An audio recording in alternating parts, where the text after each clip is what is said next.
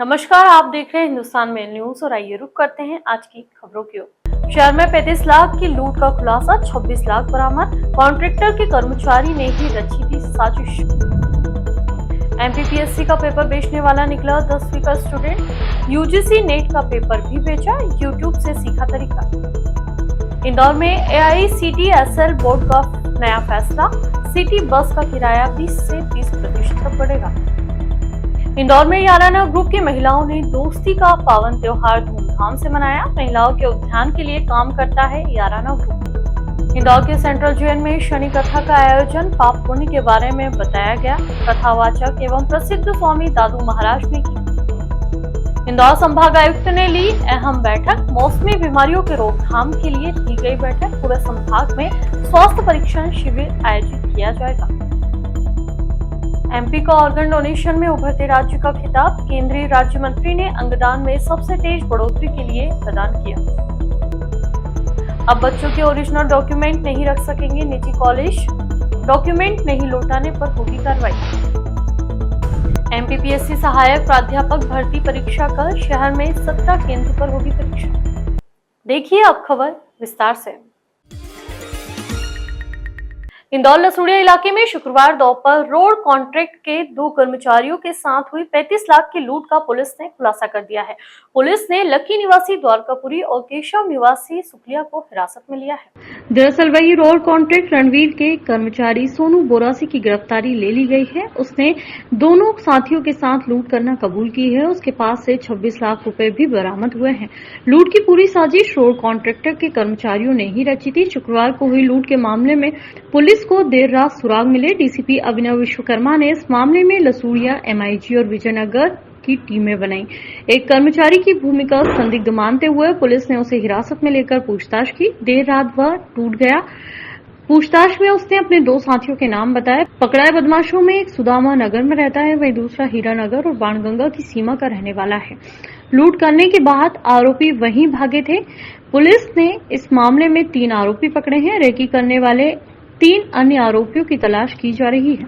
MPPSC 2024 का paper Telegram group पर एक नाबालिग लड़के ने डाला था। उसी ने दूसरे स्टूडेंट से पेपर के लिए 2500 रुपए भी मांगे थे। इंदौर पुलिस ने मामले को ट्रेस कर लिया है। आरोपी 10वीं का छात्र है, राजस्थान के झुंझुनू जिले का रहने वाला है।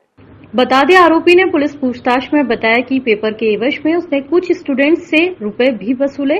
यूजीसी नेट का भी पेपर इसी तरह सोशल मीडिया पर डाला था, जिसके बाद सीबीआई और आईबी उसका मोबाइल जब्त कर ले गई। 22 जून को सोशल मीडिया पर एमपीपीएससी 2024 का पेपर लीक होने का मामला सामने आया था। एमपीपीएससी पेपर लीक 2024 के नाम से टेलीग्राम पर ग्रुप बनाया था। इसमें एक लिंक दी गई थी।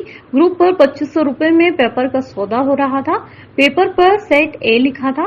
प्रश्नों का स्तर भी एमपीपीएससी जैसा था। पेपर बेचने वाले ने ग्रुप पर अपनी पहचान छिपाकर रखी थी। केवल टेलीग्राम की एक आईडी दी थी। पेपर मांगने वालों के लिए क्यूआर कोड भेजा था। क्यूआर कोड पर रुपए भेजने का पेपर मिलना था। हालांकि एमपीपीएससी के अधिकारियों ने पेपर लीक की बात से इनकार कर दिया था। अगले दिन 23 जून को जब एग्जाम हुआ तो पेपर का मेश किया तो फर्जी निकला। इसके बाद एमपीपीएससी के अधिकारियों ने इंदौर के संयोगितागंज थाने में अज्ञात व्यक्ति के खिलाफ केस दर्ज करवाया था। शहर में लोक परिवहन का संचालन कर रही Atal Indore city transport service board ने 20 से 30% तक सिटी बसों के किराए में बढ़ोतरी का निर्णय लिया है। इसके अलावा माई बाइक चलाना भी अब महंगा हो जाएगा। वहीं विस्तार के लिए स्थायी लोक परिवहन विशेषज्ञ की नियुक्ति की जाएगी। शहर में पर्यटन को बढ़ावा देने के लिए 10 डबल डेकर बसें चलाई जाएगी। बता दें, किराए में बढ़ोतरी के बाद 2 किलोमीटर के लिए 10 रुपए लगेंगे। अभी 5 रुपए लगते हैं। अधिकतम 22 किलोमीटर के लिए 35 रुपए खर्च करने होंगे। वर्तमान में 30 रुपए लिए जा रहे हैं। कंपनी ने जादूगरी दिखाते हुए किराए की दरें तो 5, 10 और 15 रुपए ही रखी है, लेकिन किलोमीटर स्लैब में बदलाव करके किराए में वृद्धि की है। इसके अलावा लोक परिवहन लास्ट माइल कनेक्टिविटी के लिए ई बाइक और अन्य लोक परिवहन साधनों के साथ ही इंटीग्रेशन करेंगे और ऐप बेस्ड टैक्सी सर्विस शुरू की जाएगी। शुक्रवार को अध्यक्ष महापौर पुष्यमित्र भार्गव की अध्यक्षता में बोर्ड बैठक हुई। इसमें बताया गया कि कंपनी करीब 42 करोड़ रुपए के घाटे में है। संचालन लागत बढ़ती जा रही है। 2020 के बाद से बसों के किराए में बढ़ोतरी नहीं की गई। इंदौर में याराना ग्रुप द्वारा सामाजिक स्तरों में महिला उत्थान के साथ ही तमाम सामाजिक कार्य 20 वर्षों से लगातार कर रहा है। उसी के तहत आज दोस्ती के पवित्र दिवस पर याराना ग्रुप से जुड़ी महिलाओं द्वारा एक दूसरे के हाथ थामकर दोस्ती निभाने और सुख दुख में साथ खड़े होने के साथ ही समाज को बेहतर बनाने की शपथ ली। इंदौर में याराना ग्रुप के अध्यक्ष अर्चना गुप्ता द्वारा बताया गया कि 20 वर्ष पहले इस ग्रुप की शुरुआत की गई थी, जिसका उद्देश्य महिलाओं के उत्थान और उन्हें सामाजिक जीवन में पहली पंक्ति पर लाना रखा गया था और आज उस उद्देश्य की पूर्ति होती हुई नजर आ रही है। शुरुआत में 10 से 15 महिलाएं जोड़ी गई थी, लेकिन आज इस ग्रुप में 500 महिलाओं से भी अधिक महिलाएं जुड़ चुकी है। घरेलू महिलाओं को सामाजिक स्तर पर बढ़ावा देने के उद्देश्य से यह ग्रुप की शुरुआत की गई थी और इसी के तहत अब याराना ग्रुप लगातार पूरे प्रदेश में बेहतर काम कर रहा है, जिसमें अनाथ आश्रम में बच्चों के ध्यान रखने के साथ ही महिलाओं को आर्थिक रूप से मजबूत करने के लिए सिलाई मशीन वितरण करने के साथ ही कई कार्यक्रम करता है। तो वहीं आज दोस्ती के पावन इस दिन को बड़ा ही धूमधाम के साथ मनाया जा रहा है। ग्रुप को संचालित करने वाली तमाम महिलाएं इसे कार्यक्रम में शिरकत कर रही है और लगातार विभिन्न तरह के गेम खेले जाएंगे और गिफ्ट वितरण का कार्यक्रम भी रखा गया है।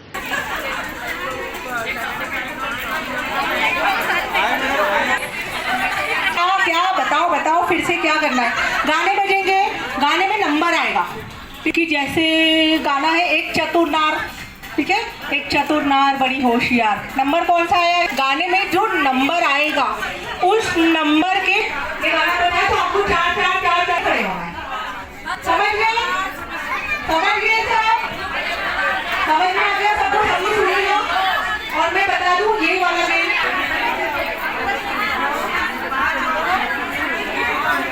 दोस्ती एक ऐसी चीज है कि जो जीवन के हर सुख दुख में साथ में खड़ी रहती है। आज हम लोगों ने यहाँ पर फ्रेंडशिप डे इसलिए सेलिब्रेशन कर रहे हैं। मैं खुश रहती थी कि आज सारी मेरी सहेलियां मेरे साथ इस प्रोग्राम में है और याराना ग्रुप एक सामाजिक कार्य भी करता है। यहाँ हम हर साल फ्रेंडशिप डे आयोजन करते हैं, जिसमें सारी महिलाएं बढ़ चढ़ कर हिस्सा लेती है। सावन मास के पावन अवसर पर सेंट्रल जेल के इतिहास में पहली बार किसी जेल में शनि कथा का आयोजन होने जा रहा है। इस कथा के संबंध में कथावाचक एवं प्रसिद्ध स्वामी दादू महाराज के द्वारा इस कथा कैदियों के बीच सुनाया जा रहा है। दरअसल इस संबंध में दादू महाराज एवं जेल अधीक्षक अलका सोनकर ने जानकारी देते हुए बताया कि जेल के इतिहास में पहली बार शनि कथा का आयोजन होने जा रहा है और इस हाल में तकरीबन 400 से अधिक कैदी महिला और पुरुष बैठकर कथा का श्रवण कर रहे हैं। साथ ही हमारा जो जेल का रेडियो है उससे रेडियो के माध्यम से प्रत्येक बैरक में इस कथा को सुना जा रहा है। तकरीबन 2300 से अधिक कैदी इस कथा का लाभ लेंगे। यहाँ एक दिवसीय कथा है और इसे श्रवण करने के साथ ही कैदियों में सद्बुद्धि आएगी, न्याय पर विश्वास करेंगे क्योंकि शनि न्याय के देवता हैं और जेल में मौजूद कैदियों को भी न्याय की दरकार है। इसलिए इस कथा का आयोजन इंदौर की सेंट्रल जेल में रखा गया है।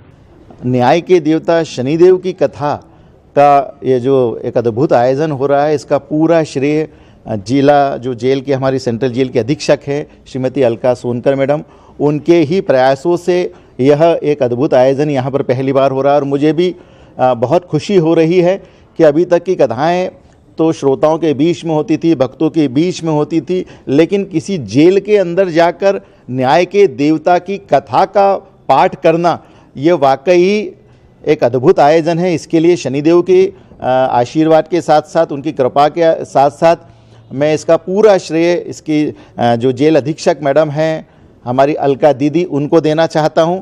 इंदौर में भले ही अभी तक औसत से आधी बारिश हुई है, लेकिन संभाग के अन्य जिलों में काफी अच्छी और भारी बारिश हो रही है। इसे देखते हुए संभाग आयुक्त दीपक सिंह ने सभी जिलों के कलेक्टर्स एवं स्वास्थ्य विभाग के अधिकारियों को अलर्ट रहने के दिशा निर्देश जारी किए। लगातार बारिश और बदलते मौसम की वजह से होने वाली बीमारियों की रोकथाम के लिए स्वास्थ्य शिविर लगाने के निर्देश भी दिए गए। संभाग आयुक्त दीपक सिंह के मुताबिक इंदौर संभाग में कई जिलों में अच्छी बारिश हो रही है, कई जगह नदियां उफान पर है और बाढ़ के हालात बने हुए हैं।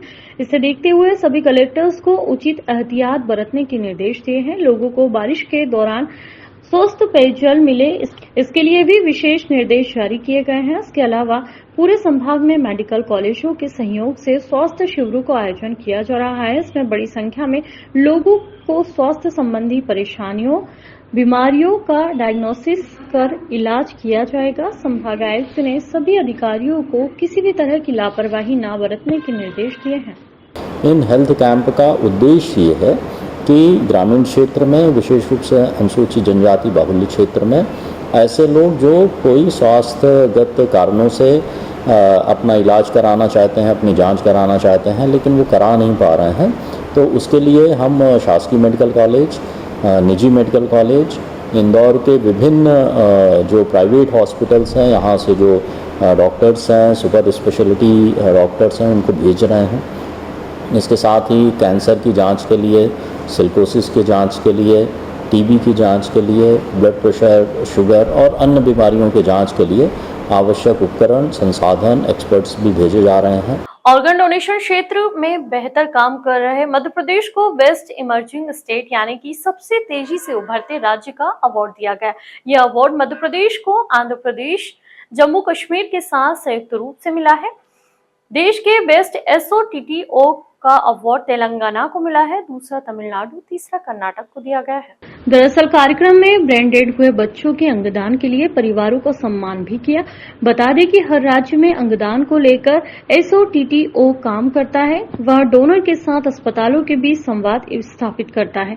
शनिवार को नई दिल्ली में इंडियन ऑर्गन डोनेशन डे पर स्वास्थ्य मंत्रालय की केंद्रीय राज्य मंत्री अनुप्रिया पटेल ने खिताब प्रदान किया।